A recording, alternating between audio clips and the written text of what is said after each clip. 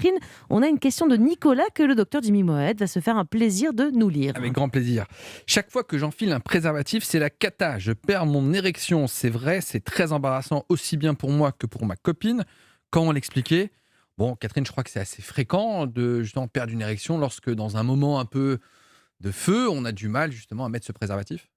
Ça casse l'ambiance, quoi. C'est extrêmement fréquent. Alors, ou que ce soit parce que justement, il est question de technique quand on était dans la liberté et la fluidité des rapprochements corporels et donc du désir. Donc ça peut être pour une question technique. Tout d'un coup, il faut avoir rebranché le cerveau qui s'était un petit peu mis en berne pour voir dans quel sens on le met, le glisser comment, etc. Parfois, les maladresses font que pourquoi pas se le claquer sur le pénis, ce qui n'a jamais amené à une érection, on peut l'imaginer très aisément. Mais au-delà de cela, il y a aussi l'idée que d'abord le préservatif, qu'on le veuille ou non, même si on le met en automatisme dans la sexualité et c'est heureux, eh bien, oblige à penser à une protection. Donc c'est assez curieux parce que nous sommes dans un temps où on va s'unir et c'est un moment où on raconte un geste, on rencontre d'un geste qui est « je me protège de toi et je te protège de moi ». Donc c'est symbolique, bien sûr, mais ça renvoie une sorte de suspicion de l'un pour l'autre, ce qui peut amener certains hommes à perdre leur érection. Ça, c'est classique, ce truc-là, non, quand même, parce qu'on on en a déjà entendu parler, des jeunes hommes surtout, non ? Oui, bien sûr, parce que c'est toute l'ambivalence. C'est-à-dire que pour pouvoir faire l'amour, il faut dire « j'ai assez confiance en toi ». Or, il faut introduire ce préservatif qui rend compte il y a un risque. Donc, on comprend bien que nos psychismes aient du mal et que parfois, ça entraîne une symptomatologie qui est de perdre donc cette érection. Mais du coup, c'est psychologique parce que je comprends, si vous mettez 20 minutes à mettre un préservatif, au bout d'un moment, l'érection... Elle est partie, en fait, entre-temps. Partie. Non, je parlais même de la fille. Moi. Mais les deux derrière, ensuite, elle part et je peux la comprendre. Mais si ça dure 15, 20, 30 secondes, c'est normal de perdre une érection en si peu de temps ? Alors, il y a certains qui, par exemple, parce que oui, comme vous le dites, c'est en effet psychologique, il y a une partie psychologique pour ce que je viens d'expliquer, mais aussi, par exemple, certains qui ont l'idée d'étouffer leur pénis dans du plastique. Alors qu'on est bien d'accord. Il n'étouffera pas, il ira très bien. Médicalement, Jimmy, il n'y a pas de risque. Le zizi n'a pas de poumon, donc il n'étouffera pas. Il ne respire pas, etc. On est rassuré, Jimmy, merci.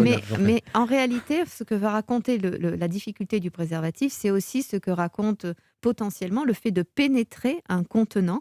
Donc ça se fait déjà avec le préservatif et la peur d'y rester coincé, d'être étouffé à l'intérieur. Donc c'est une angoisse de castration. Rester coincé non plus, ça n'arrive pas souvent, Jimmy. Non, normalement, il y a pas de mais problème. c'est un nouveau concept, c'est claustrophobe du préservatif. C'est marrant, hein, le zizi tout d'un coup a peur d'un espace confiné. Non, c'est pas le zizi, c'est la tête du propriétaire du zizi, je vous rappelle. Vous dites souvent, Catherine, pour désamorcer une situation, il faut rire justement pour éviter. C'est ce qu'on fait là d'ailleurs. Non, mais est-ce que dans cette situation, il faut vraiment en rire ? Imaginons un homme a du mal à mettre le préservatif, il perd son érection. Si la femme se met, ou le conjoint ou l'homme se met à rigoler, je suis pas sûr que ça relance la machine. Ouais, c'est vrai. Alors ça relance pas la machine, mais pour vous raconter une anecdote d'un monsieur qui était justement qui me faisait part d'une histoire comme ça où ça a duré quelques secondes, puis quelques minutes, et puis ils ont ri, et puis c'est devenu une blague, et puis ils étaient morts de rire, jusque dans des fous rires incroyables. Ils ne sont jamais pénétrés de cette soirée-là. À la fin, ils n'ont pas fait l'amour, je crois. Ils n'ont absolument pas fait l'amour, mais ils en gardent tous les deux, puisqu'après ils l'ont fait, et ils en gardent tous les deux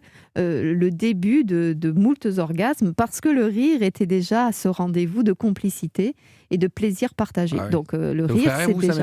Et d'ailleurs, je sais pas, j'ai pas drôle de bruit là, mais et vous savez, mes femmes qui rient. Déjà. Ah oui, on le dit, voilà, c'est ça. Non, mais c'est bien hein, de rire, effectivement, mais dans ce moment-là, je ne sais pas, ça m'est jamais arrivé, donc je ne sais pas. Encore faut-il peut-être s'entraîner. Si on s'entraîne, peut-être que du coup on est plus performant. On fait bien ce qu'on fait souvent, donc. C'est ça. De toute façon, je conseille toujours aux jeunes gens de s'entraîner, ne serait-ce que parce que quand nous faisons l'amour, à ce moment-là, comme je le disais, le cerveau, le côté raison du cerveau se met un peu en berne au bénéfice de quelque chose d'un peu plus primaire, primitif de nous-mêmes.